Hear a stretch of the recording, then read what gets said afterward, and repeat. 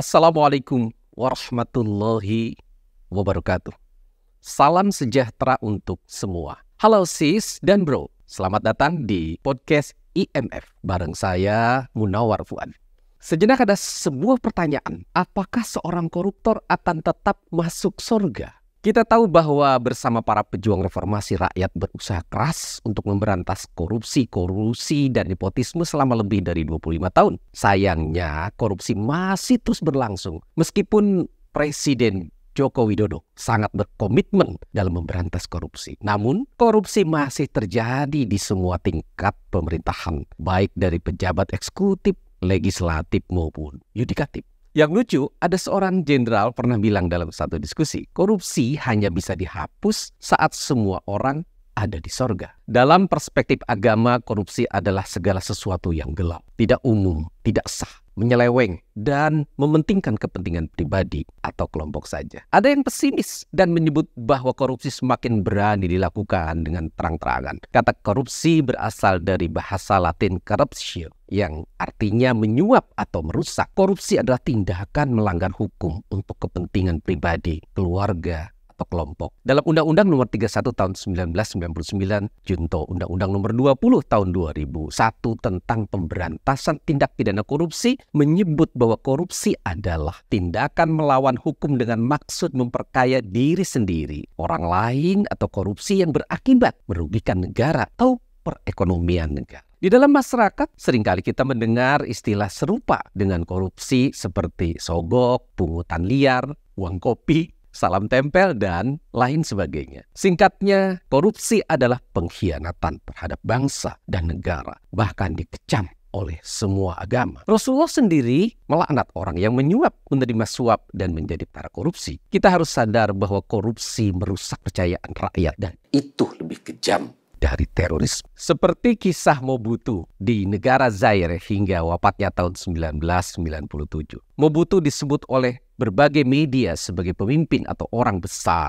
yang berubah menjadi pendusta ulung, big liar, gembong pencuri, big thief, pembunuh berdarah dingin, big murder, dan musuh nomor satu bagi rakyatnya, public enemy number one. Itulah yang dikecam dengan sebutan kleptokrasi, pemerintahan maling. Di Pakistan juga, karena maraknya kasus money politik di dalam pemilihan langsung dan tidak bisa dihentikan, lalu terlahir fatwa mengharamkan pemilu langsung. Jika pemilu langsung terus diwarnai korupsi, maka pemilu atas nama demokrasi hanya akan menjadi dari rakyat yang korup, oleh rakyat yang korup, untuk pemimpin yang korup. Jelas bahwa korupsi merupakan puncak gunung es dari sebuah kebobrokan mental dan moral. Korupsi adalah akumulasi dari pengkhianatan, dusta, pencurian, pemerasan, kezaliman, dan hilangnya kesadaran ketuhanan. Korupsi adalah bentuk nyata pengkhianatan terhadap bangsa dan negara. Karena itulah semua agama mengharamkan segala bentuk praktik korupsi. Dalam terminologi Al-Quran dan As-Sunnah, korupsi identik dengan istilah suap, risyuah, sarakah,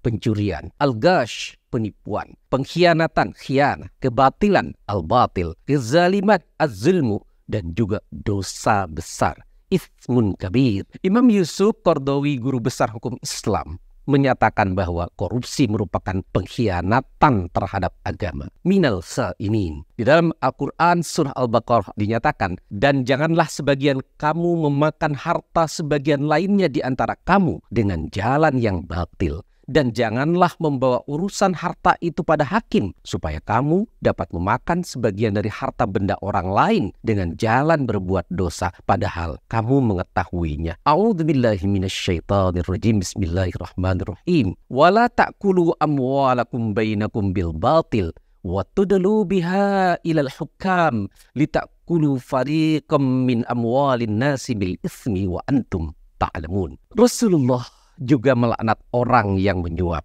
yang menerima suap dan menjadi perantara. Sis dan bro, dalam sebuah kisah menarik, ada seorang sahabat Nabi tewas mati syahid dalam sebuah pertempuran. Semua memuji dan mendoakan, yakin sekali sahabat tersebut dijamin masuk surga. Gugur sebagai syuhada dalam perang melawan kezaliman dan kekafiran. Rasul malah menyanggah, tidak, karena selembar sorban yang telah dicurinya dari harta rampasan perang akan membakar tubuhnya di neraka. Bayangkan, kasus pencurian selembar sorban yang bisa terpasang di pundak atau ikat kepala yang harganya tak seberapa bisa membakar tubuh dengan siksa neraka.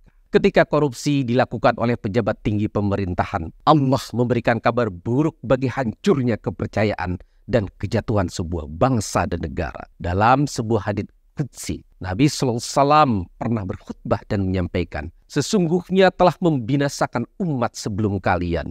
Di antara orang-orang terpandang yang mencuri, mereka biarkan tidak kena hukuman. Namun ketika orang-orang lemah yang mencuri, mereka mewajibkan dikenakan hukuman.